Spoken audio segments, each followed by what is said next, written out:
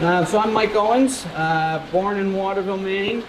My father was the one with all the garden skills. I didn't really grow up with it. I was a Boys and Girls Club kid growing up in Waterville.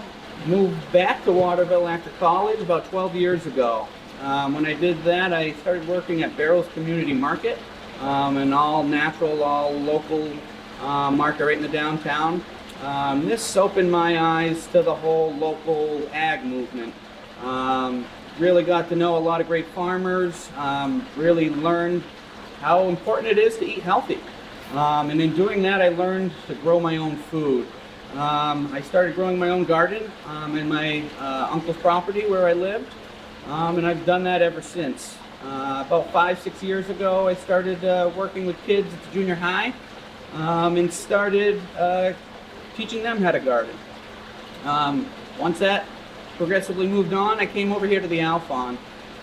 During the summers, I helped get their raised gardens going, and I really found that that was a passion of mine.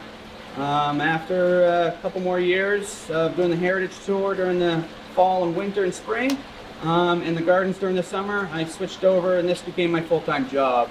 I'm now the greenhouse and garden coordinator at the Alfond Youth and Community Center, where before COVID, we had around 250 kids on a daily basis who every week would have their turn on coming into the greenhouse or in the garden. One thing I find is very important nowadays that I didn't get as a kid was to have that experience and learn actually how to grow your own food.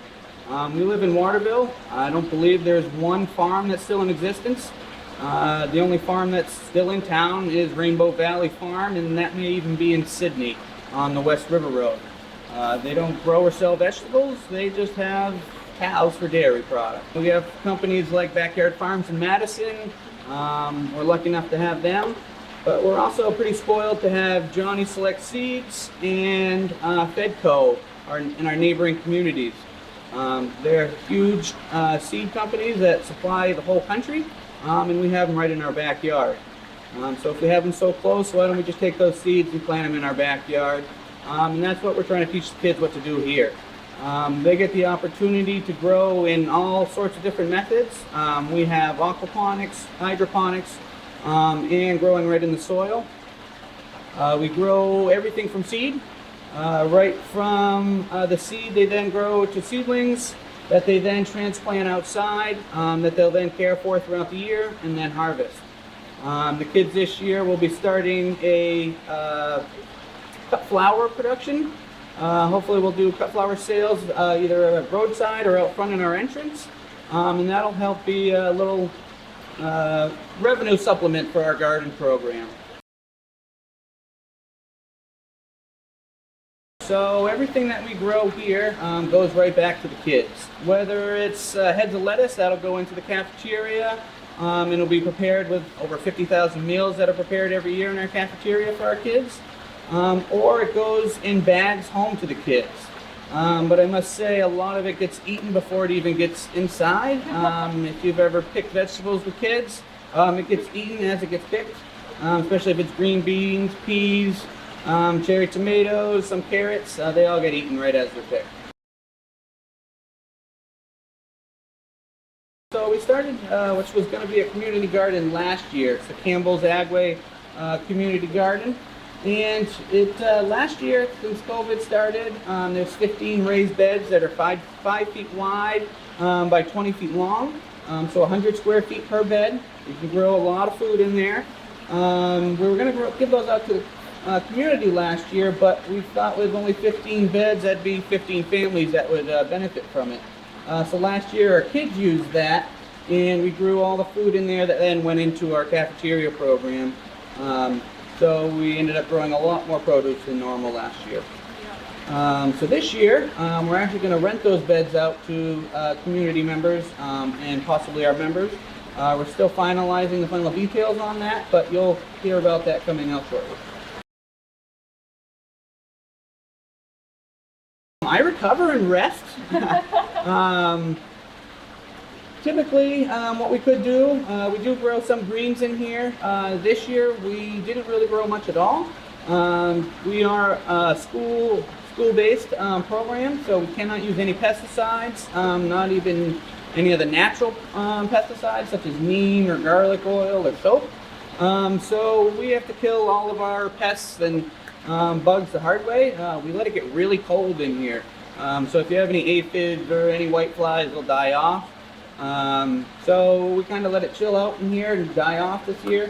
But other than that, we will grow spinach, kale, chard, and lettuce usually year round.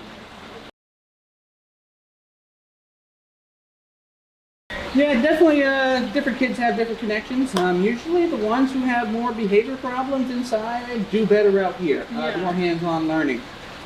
We also have some kids who live in the rural environment, who have their own farms, and they come in here and they become the leaders and the mentors of all the other kids. So they're usually the first ones out here. And then the kids just who like getting dirty, they're the first ones out here, or they're asking, can we come out today? Can we come out today? Yeah. And obviously the ones who like to eat and know that we're picking something that day, they're trying to come out here as well. So that's the new thing this year. We've recently just got a teaching kitchen installed. And so this will be the first year that we will then harvest our own products, bring it inside, and prepare a meal, snack, or whatever it could be. In our program, all of our kids are masked, so we wear masks as it works. I have it spaced out right now, so we do have enough. Our groups are fairly small as it is, between 6 and 8 kids. They can all fit in here easily. There's plenty of room. We also have the upstairs deck, so we're trying to maximize space as much as possible.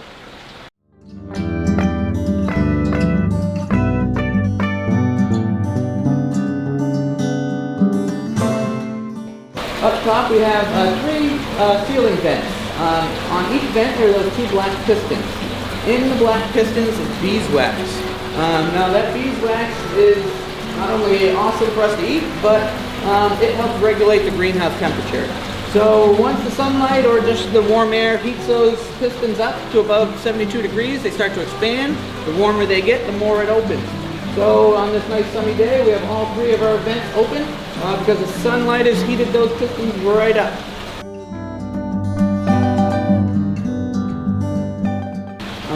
Our pond is a thermal heat sink. So this is also something that helps regulate our temperature in the greenhouse. It's painted black for in the winter. So the pond absorbs all of the sun's energy with the black that is painted. And then at night, when it starts to cool off, it radiates all that warm air out. During the summer, it's just the opposite. It helps cool off the greenhouse. So it absorbs a lot of that warm air, and it then releases that cool air through a little, kind of like a little geothermal system.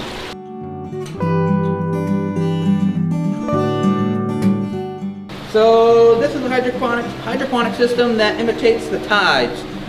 So the water and the nutrients are on the bottom. They get pumped up about 2 or 3 times a day, and they water the bottom of the roots. It grows 48 heads of lettuce, and the kids will be starting that probably next week or so.